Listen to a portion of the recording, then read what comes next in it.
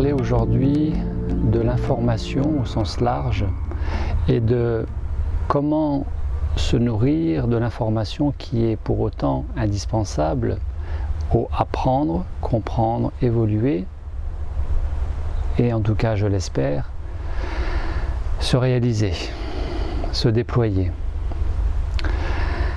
Comment obtenir l'information? L'information, c'est le préalable de toute perspective d'évolution et donc d'envisager d'intégrer la notion du changement.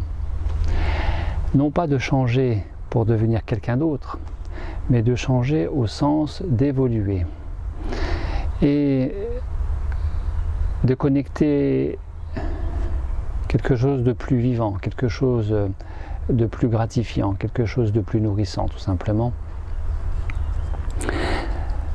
Aujourd'hui, Sébastien me pose la question, il est en processus nourriture-conscience, qu'il y aurait la possibilité de vivre sans respirer, ou en tout cas de ne pas forcément respirer avec les poumons. C'était pas très clair tout ça, mais en tout cas, et c'est intéressant et même important de préciser que ce n'était pas très clair tout ça. En tout cas, c'était dans l'idée qu'il serait possible de vivre sans respirer. Ou en tout cas, de ne plus passer par les poumons. Voilà, une demande en vue d'obtenir une réponse, une information. Alors, j'en profite pour repréciser ce que je lui ai dit, de ne rien croire de ce que vous pouvez entendre, voir, lire, par autrui, de l'extérieur. Mais une fois encore, de toujours mettre l'accent, mettre un point d'honneur sur le fait de vérifier vous-même, sur la base de l'expérience, de la connaissance acquise, naître avec, connaître, naître avec l'expérience. Processus d'évolution, tout simplement. Processus du grandir. Qu'est-ce que veut dire grandir ? Au sens propre, on le sait. Au sens figuré, qu'est-ce que ça veut dire? En tout cas, obtenir de l'information. Pourquoi faire si ce n'est juste que pour engranger? Et engranger, ça devient encombrant. On ne sait plus quoi en faire. Vous savez, les livres, si vous êtes comme moi, vous en avez plein. C'est volumineux, c'est lourd, c'est encombrant, c'est poussiéreux, c'est cher. On ne sait plus quoi en faire. Et quand on a lu, on a oublié. Donc, à quoi ça sert finalement? J'exagère à peine. Parce que j'ai toujours aimé les livres. Et quand j'étais petit, quand j'avais 5 ans, dans mon lit, je voyais déjà que plus tard, j'aurais une salle, une pièce chez moi, dédiée à la lecture, aux livres, à une belle bibliothèque bien fournie, avec un canapé, un coin relax, un coin studieux, avec un bureau, pour faire le lien entre le côté travail, études, et le côté détente. Eh bien, j'ai réalisé ce petit rêve d'enfance, oui, je l'ai réalisé, et puis maintenant, je ne sais plus quoi en faire. Je ne sais plus quoi faire de ces livres. Et donc, j'ai aussi appris, entre-temps, à désapprendre. Tellement j'avais appris, tellement j'ai été encombré par tout ça. Et ça, c'est une chose. La deuxième chose, c'est que à quoi ça sert que de savoir, ne voir que ça, le savoir par rapport au connaître, naître avec. Le connaître, c'est l'expérience. Le savoir, c'est plutôt ne voir que ça au travers d'une idée, d'une théorie, d'un concept ou d'une petite expérience limitée et donc limitante. Et si elle reste limitée, elle va générer quoi? Une croyance. Et donc, on va de nouveau s'enfermer dans un mental qui est basé sur les prédicats, les injonctions, les croyances, les mécanismes de défense, etc., etc. Enfin, vous connaissez ça aussi bien que moi. Or, la nourriture en conscience, c'est certes se nourrir. La nourriture est aussi une information. En physique quantique, on dit que l'énergie Le champ unifié quantique est aussi un champ informationnel. L'énergie est aussi le support de l'information, donc les deux sont liés. Et en fonction de ce que l'on va en faire de cette information, soit elle va nous densifier, nous refermer, nous freiner, nous alourdir, soit cette même information, selon ce que l'on va en faire et d'où elle vient, quelle est sa source, eh bien nous allons nous déployer, elle va nous alléger, elle va nous grandir, elle va nous connecter, nous relier, et elle va nous permettre de vivre tout simplement. Ça me fait penser à une dame qui, à l'issue d'une conférence que j'ai donnée fin 2016 à Paris, et s'est relevée avec son manteau et prête à partir et de dire « Ah ben je suis contente, j'ai engrangé plein d'infos ce soir ». Et je lui ai dit « Oui, et alors ?» Et puis après, je l'ai un petit peu interloquée. Elle était assez surprise de mon interpellation, de ma réflexion.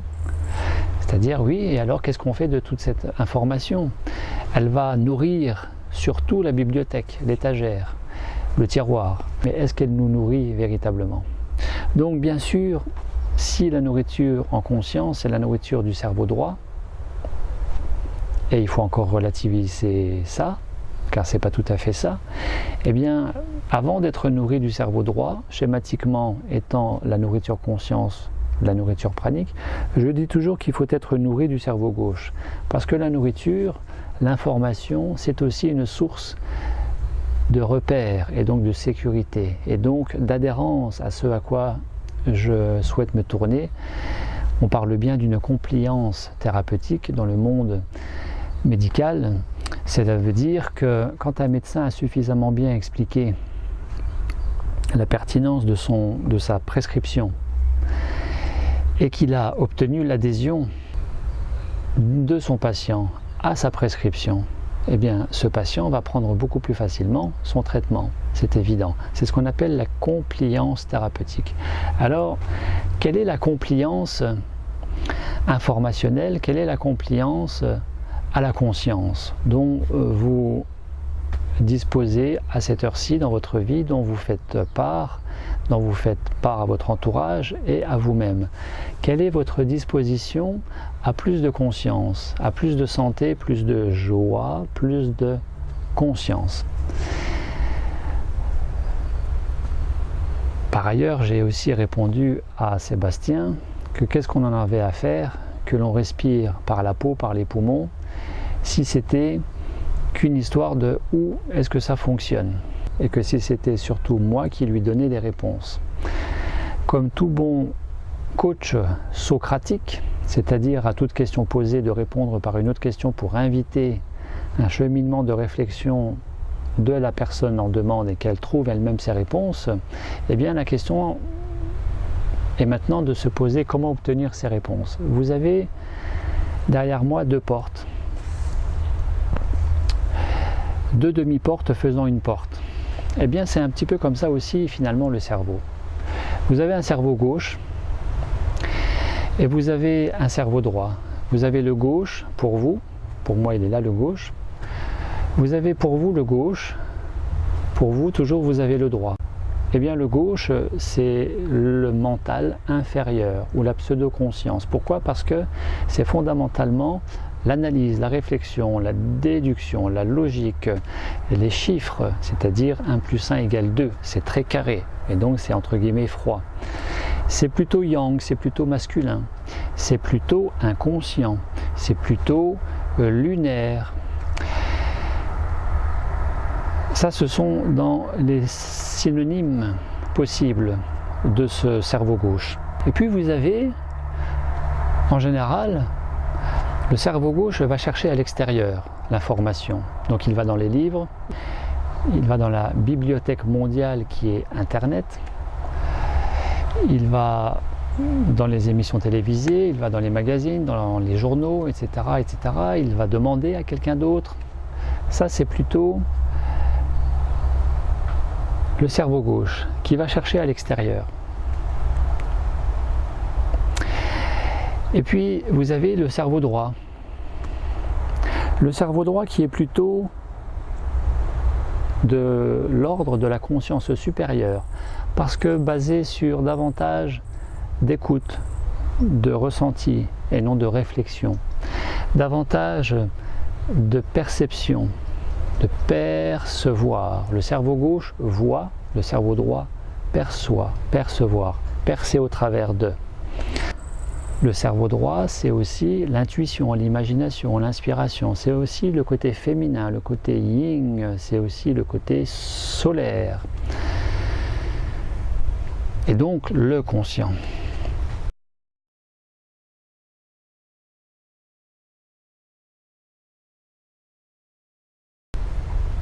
Alors vous allez dire, c'est vrai, en Occident, nous sommes à l'ouest, c'est-à-dire que nous sommes beaucoup trop dans notre cerveau gauche. Donc je replace les choses par rapport à moi, à l'ouest c'est ici, pour vous c'est ici, qui me regardez, donc c'est la même chose. Quand on est à l'ouest, on est vraiment à l'ouest, c'est-à-dire qu'on est un petit peu perdu, on est à côté de ces pompes, on ne sait plus où on en est. Pourquoi ?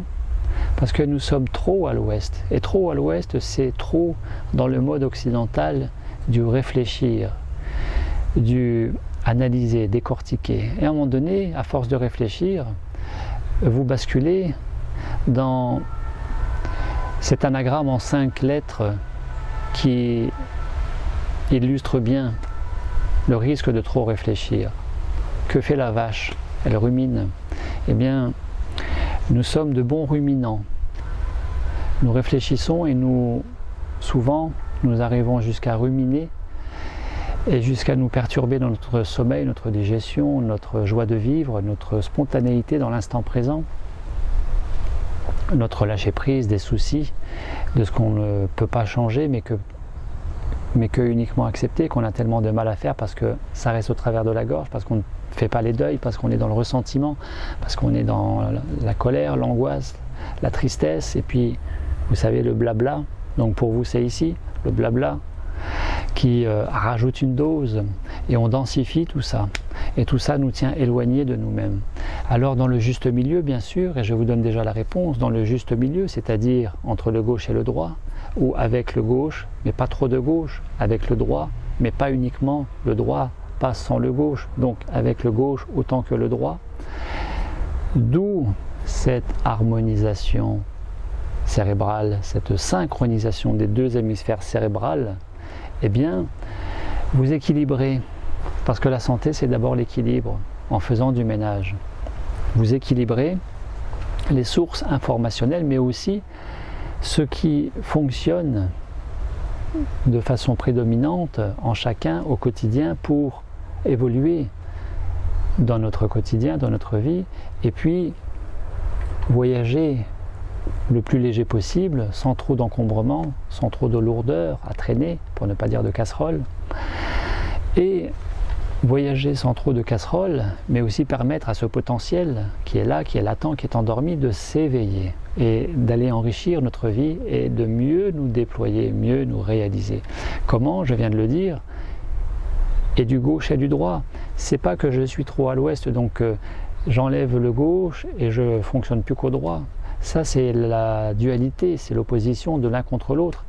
C'est déjà le cerveau gauche qui fait ça et qui est manichéen, le bien contre le mal, le gros ou le maigre, le gentil ou le méchant, le blanc ou le noir. On est toujours dans l'opposition, dans le conflit, dans le fait de démarquer, d'opposer. Et on le dit bien par exemple, étant donné qu'aujourd'hui pourrait être dimanche, qu'est-ce que tu fais demain? Eh bien, demain j'affronte ma semaine, j'affronte la reprise de semaine. Pourquoi affronter? Affronter, c'est déjà l'opposition, le combat, la lutte. C'est fatigant d'affronter, donc accueillir. Comment accueillir? Être dans l'unité et non pas la dualité. Eh bien, l'unité, c'est pas plus le cerveau droit. Donc pour moi, c'est ici, pour vous, c'est ici. C'est pas plus le cerveau droit. Tout court, oui, c'est le cerveau droit, mais harmonisé, synchronisé, unifié avec le cerveau gauche. De manière à ce que, quand vous êtes en recherche d'une information, quand vous obtenez une information, validez selon que ça vient du rationnel ou que ça vient de la perception, de l'intuition. C'est-à-dire que Vous avez une entreprise qui cherche à racheter une autre entreprise pour se fondre les deux en une et à faire une belle opération commerciale. Toutes les données, tous les paramètres, toute l'étude de marché, toute la rentabilité est mise en évidence. Donc la faisabilité est 100% manifeste d'un point de vue rationnel, d'un point de vue théorique et pas tellement d'un point de vue factuel puisqu'on n'y est pas encore. Et puis, ces racheteurs se basent sur les démonstrations mathématiques, les analyses statistiques, les comparatifs chiffrés, des bilans, des comptes de résultats, de l'investissement que cela représente et du retour sur investissement que l'on peut espérer. Et en réalité, ça ne marche pas. Donc l'entreprise en question fait son opération de rachat, mais ne rentre pas dans son investissement. Ça ne marche pas. Eh bien, peut-être que au moment de la faisabilité montrée théoriquement, de comparer, de sous-peser le penser avec le ressentir. Et inversement, vous avez une intuition. Les gens disent je fonctionne au feeling. Oui, très bien, mais est-ce que le feeling c'est l'intuition? J'en suis pas tout à fait sûr. Et souvent c'est pas vraiment ça. Parce que le fameux feeling est souvent empreint de notre parti pris, et donc qui n'est plus neutre, qui est subjectif. Et comment être objectif et réaliste quand on a déjà un filtre en faveur de ou a priori contre? Quand vous avez un feeling, filtrez la densité, la véracité de cette information par le feeling grâce aux pensées. Quand vous avez une information ou une prise de décision à réaliser par le fait du rationnel, eh bien, sous-peser ce rationnel, cette information, cette décision, cette projection à agir, avec cette intention d'agir, avec le ressentir. C'est ce qu'on appelle non plus la pensée analytique, non plus la pensée intuitive, mais la pensée globale, la conscience intégrative, les ressources intégratives, qui permet d'équilibrer les deux sources d'informations, de sous-peser l'origine de ces informations, de ces prises de décision et de ces décisions à agir dans telle et telle direction, de sous-peser tout ça avec ces deux approches, à partir du moment où vous êtes unifié dans vos deux hémisphères cérébrales. Ce sont les ressources intégrales, les ressources intégratives.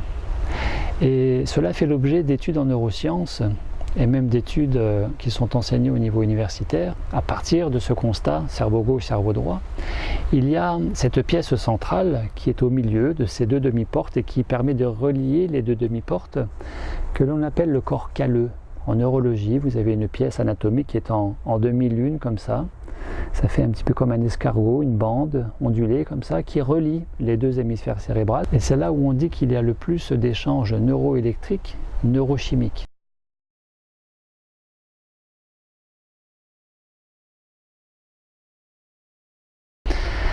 C'est intéressant, comme le montre ce tableau, que voilà.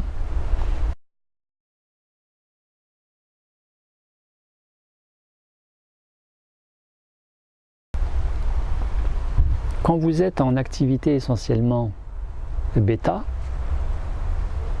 c'est-à-dire cerveau gauche, pour moi c'est ici, pour vous c'est ici, eh bien le cerveau produit une activité électrique mesurée en microvolts et puis en hertz d'une telle fréquence, d'une telle intensité. Mais que quand vous êtes en état alpha, c'est-à-dire pas plus à gauche qu'à droite, mais harmonisé dans les deux cerveaux, l'activité électrique augmente. En état alpha, que tous les professionnels du bien-être psychocorporel, des thérapies psychocorporelles normalement connaissent, et en tout cas que les relaxologues, sophrologues connaissent, Eh bien, en état alpha, le cerveau a une activité électrique plus intense, une activité en microvolts et en hertz plus intense. Ce qui veut dire quoi? C'est qu'il y a un paradoxe, c'est que là où le cerveau se détend, se relâche et précède l'état de sommeil, puisque l'état alpha, il se situe vraiment entre l'état de veille et l'état de sommeil, c'est à mi-chemin entre les deux, vous n'êtes plus tout à fait éveillé, ou réveillé plutôt, et vous n'êtes pas encore endormi. Et bien c'est là où le cerveau pourrait libérer son plus grand potentiel. Donc la source d'information, c'est pas tellement avec l'analyse, la rationalité, la déduction, la logique, le calcul, le QI, c'est plutôt avec la maîtrise du QE. Et le QE, quotient émotionnel versus quotient intellectuel, le quotient émotionnel vous montre la capacité à lâcher le mental quand c'est de trop, quand c'est devenu inutile, parce que de trop réfléchir nous amène à trop ruminer et finit par nous emmener chez le médecin. Troubles psychosomatiques, les psychotropes, antidépresseurs, anxiolytiques, somnifères. Premier consommateur mondial, vous savez, c'est la France. Voilà. Merci à notre cerveau gauche.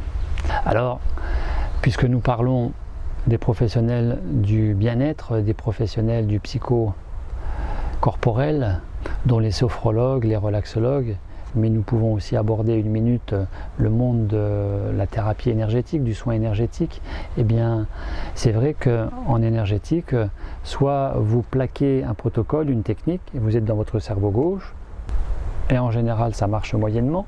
Pourquoi? Parce que chaque individu est construit de façon similaire, parce qu'au niveau anatomique nous sommes à peu près construits pareil, mais au niveau du vécu on n'a pas tous les mêmes données, on n'a pas tous les mêmes mémoires, les mêmes façons d'enregistrer les données, puisque nous avons des filtres différents, des mécanismes de défense différents, parce que nous avons des injonctions, des programmations différentes, et donc si vous plaquez quelque chose de théorique, une technique, eh bien ça donne ce que ça donne.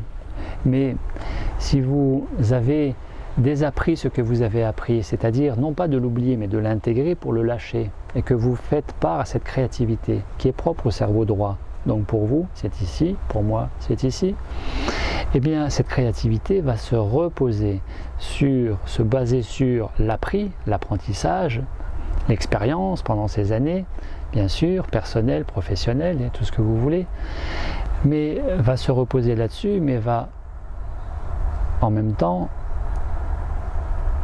parce que c'est intégré, en faire l'impasse, c'est-à-dire aller au-delà, et non pas faire à part, en mettant à part, qui est aussi une source de richesse. Et donc, quand vous vous apprêtez à un soin énergétique, si vous lâchez la théorie, eh bien vous allez vous laisser guider, et l'information vous l'aurez, et à partir de là, vous vous laissez guider aussi parce que l'information va vous suggérer. Vous faites à partir du cerveau gauche, mais intégré au niveau du cerveau droit, donc c'est un faire dans l'idée d'un laisser-faire, ça devient subtil, je sais, et ça donne le plus souvent des résultats merveilleux. Pas plus tard qu'aujourd'hui, Isabelle me parle de son bassin qui n'est pas bien. Alors je lui suggère un bilan énergétique, et puis il me semble constater qu'elle a une asymétrie au niveau du rayonnement énergétique, au niveau des genoux.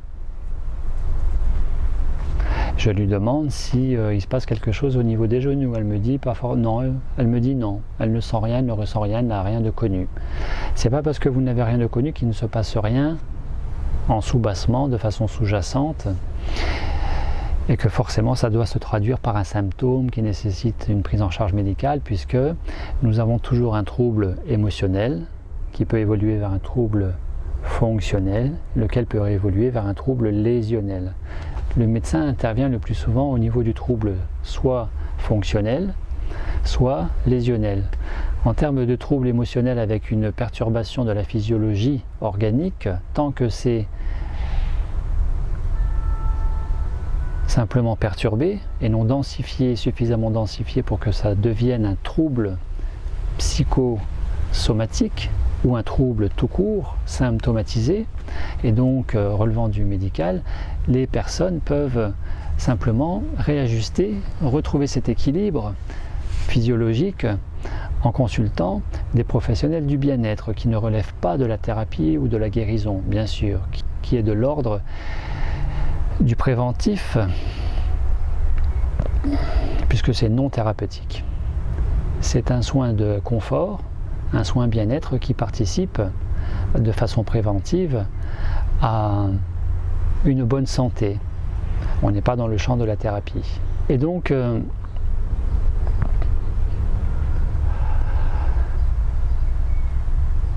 Isabelle me dit qu'elle ne ressent rien de spécial dans ses genoux. Je constate qu'il y a quelque chose dans ses genoux. Donc simplement, je laisse ma théorie, je laisse mon blabla, je laisse mes techniques de côté, puisqu'elles sont intégrées avec l'expérience, c'est rodé. Mais je laisse, mais elles sont là. Et s'il y a besoin, c'est elles qui vont venir à moi pour les utiliser, ou que ça se fasse à ce moment-là par leur intermédiaire et par ceux qui passent. Et je me branche sur ses genoux. Et d'un point de vue énergétique, je favorise cette circulation énergétique dans le corps d'Isabelle. Dans le corps d'Isabelle. Et quasi instantanément, 3 secondes après, Isabelle fait un mouvement de vague au niveau des jambes. Et je lui dis, tu fais quoi? Elle me dit, les genoux ils ont bougé. Et les genoux se sont rééquilibrés. Et ça va mieux dans l'ensemble. Voilà, et donc une petite illustration de comment utiliser le cerveau gauche et le cerveau droit. Vous avez en illustration possible, entre autres, de comment obtenir de l'information en lâchant ce cerveau gauche et de privilégier sur la base de l'écoute et du ressentir la voie d'être branché sur le présent. Eh bien, tout simplement, ce couple de retraités en Belgique, octogénaires, et que je rencontrais pour la première fois un dimanche matin, madame étant à la cuisine, monsieur avec moi à la salle à manger, la grosse table en bois qui nous séparait, donc à 1,50 m entre nous deux, et à un moment donné, au bout d'une demi-heure de conversation, de lui demander comment ça va la santé, et lui de me répondre, en tout cas au moment de me répondre, avant qu'il m'ait répondu, moi de ressentir une douleur dans ma moitié droite du cou, moi qui n'ai jamais mal au cou, de le constater et de le mettre de côté sans l'oublier et de vérifier peut-être quelque chose après coup. Et à ce moment-là, lui de me dire, si j'avais pas mon arthrose cervicale, ma retraite, ça serait parfait. Voilà une information captée quant à sa santé, sans rien chercher, sans rien vouloir, simplement d'être sur la même longueur d'onde. Ça s'appelle tout simplement être ensemble. Eh bien l'énergie circule et cette énergie va vous apporter l'information dont il est question. Nathalie était venue me voir aussi pour des perturbations abdominales et pendant cette séance, j'ai eu mal au niveau de mon genou gauche et je lui ai demandé comment ça allait, ces genoux. Nathalie m'a répondu, j'ai mal. Je lui ai dit, mais tu as mal à quel genou? Elle m'a dit, au genou gauche. Voilà, donc par résonance, en étant sur la même longueur d'onde, vous allez recevoir des informations de votre entourage. Bien évidemment, ça sous-entend quoi aussi? De devoir se protéger. Parce que sinon, vous allez récupérer beaucoup de choses, et ces beaucoup de choses peuvent être aussi, à un moment donné, étouffantes, comme une trop grosse bibliothèque, intoxicantes, comme une mauvaise nourriture. En tout cas, comme une nourriture inadaptée à notre pleine santé. Vous avez le cerveau gauche qui, lui, va chercher l'information. Et il est en attente. Il n'est pas en écoute. Il est en attente, il est sur une idée, il va satisfaire cette idée en allant chercher l'information à l'extérieur. Il paraît que nous avons tout à l'intérieur. Il paraît, comme Jung le disait, que plus nous regardons à l'extérieur, plus nous rêvons. Parce que nous croyons, parce que nous nous identifions. Mais que plus nous regardons à l'intérieur, plus nous nous éveillons.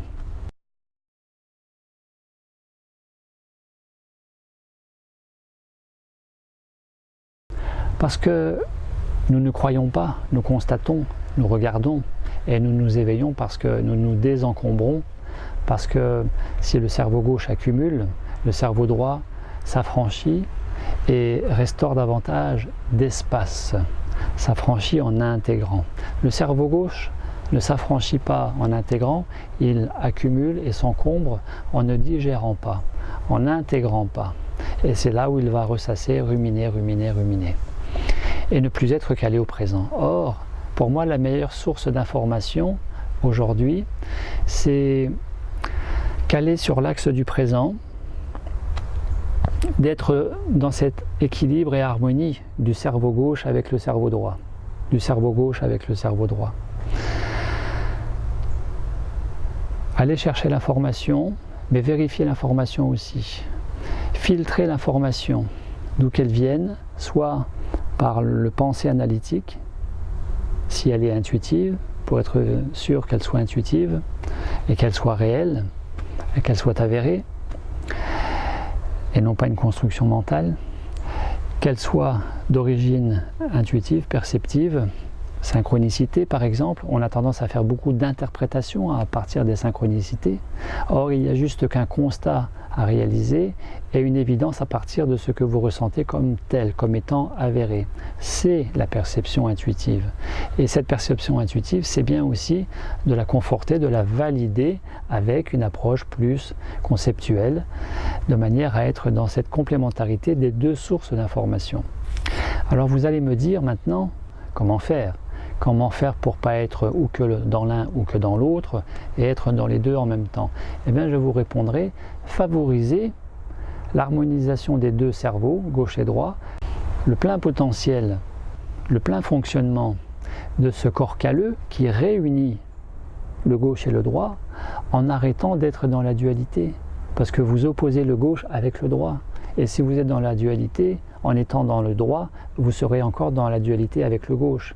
Donc arrêtez de dire que vous affrontez votre semaine de travail ou qu'il faut ou que vous devez, etc., etc. Ce sont des injonctions.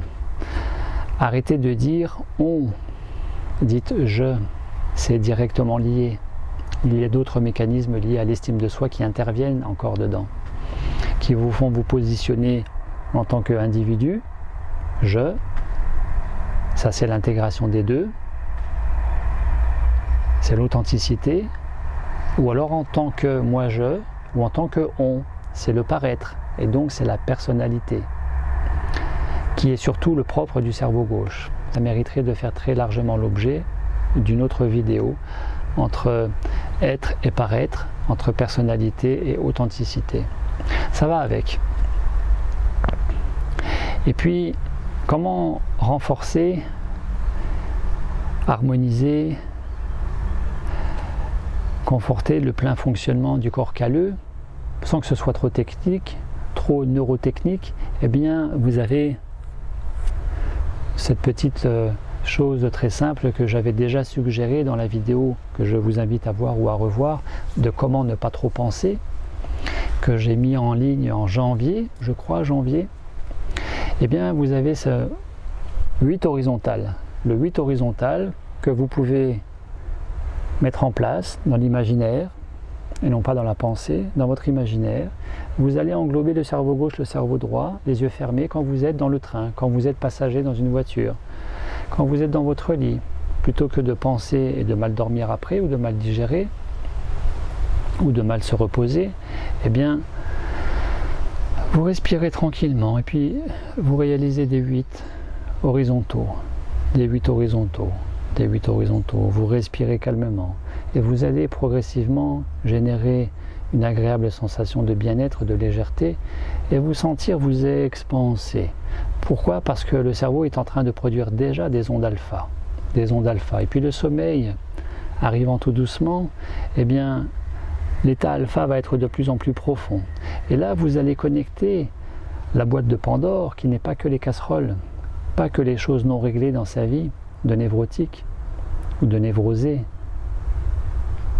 mais aussi libérer le potentiel de ces choses qui ne demandent qu'à s'exprimer et qui ne demandent qu'à nous servir pour notre plein rayonnement, déploiement et épanouissement.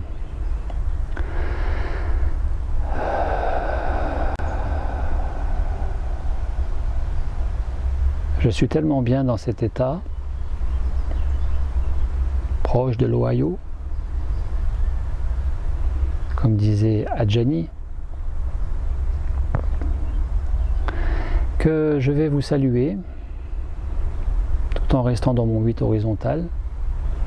Je vais vous saluer et je vais vous donner rendez-vous pour une prochaine vidéo, pour une prochaine thématique, et en vous invitant vraiment à pratiquer cette synchronisation hémisphérale, à lâcher de ce trop de mental, à vous désencombrer, à faire le grand ménage dans votre vie. Commencez par manger moins, manger mieux. Commencez par introduire davantage de fruits et légumes. Commencez par être un peu plus à l'écoute de votre corps et un peu moins de votre tête. Juste ce qu'il y a besoin pour la tête, pas plus que ça. C'est comme une caisse à outils. Quand vous avez fini, vous rangez. Et elle ne vous embête plus. Faites une pause de 24 heures par semaine, une pause alimentaire. Mettez l'organisme au repos, c'est le plus beau cadeau que vous puissiez vous offrir, véritablement.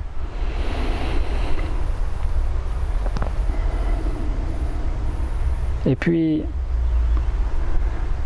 que vous veniez concrétiser cette pause alimentaire en stage, que vous restiez chez vous derrière Skype avec moi, ou avec d'autres, ou que vous ne le fassiez pas, peu importe. Faites d'abord le ménage avec vous-même. Mettez plus d'espace, libérez-vous. Libérez-vous de ce qui vous retient. C'est-à-dire des conditionnements, des croyances, des émotions non digérées, des peurs, des ressentiments, des colères, des angoisses, des tristesses qui amènent à la dépression. Laissez le passé au passé. Et nous ne sommes pas encore au futur. Le futur est virtuel, il n'existe pas plus que le passé. Ce sont des constructions mentales. Il n'y a qu'un éternel présent. C'est la définition, cet éternel présent, c'est la définition du paradis pour Krishnamurti que vous connaissez.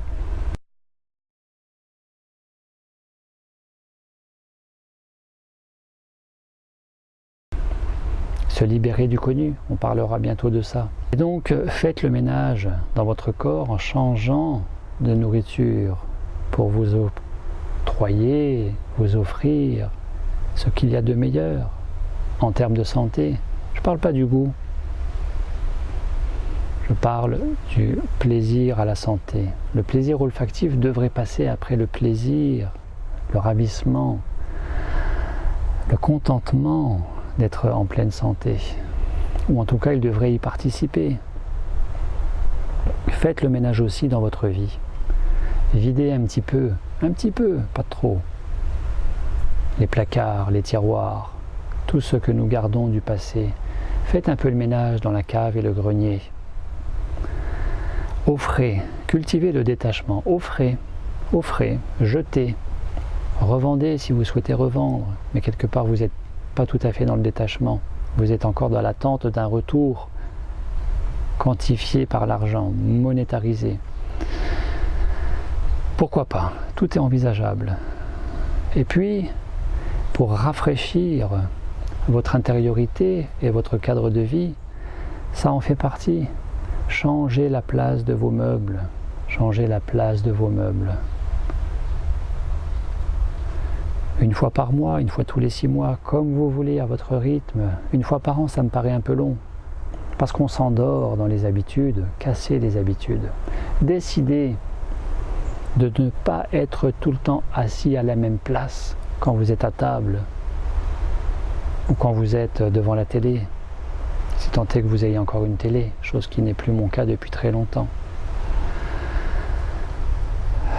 Et puis, cette synchronisation hémisphérale, en réalité, nous relie au cœur. Donc, accordez-vous d'être dans le cœur. Accordez-vous non seulement d'être aimé, mais surtout d'aimer. Soyez libre, soyez heureux. À très bientôt, je vous remercie.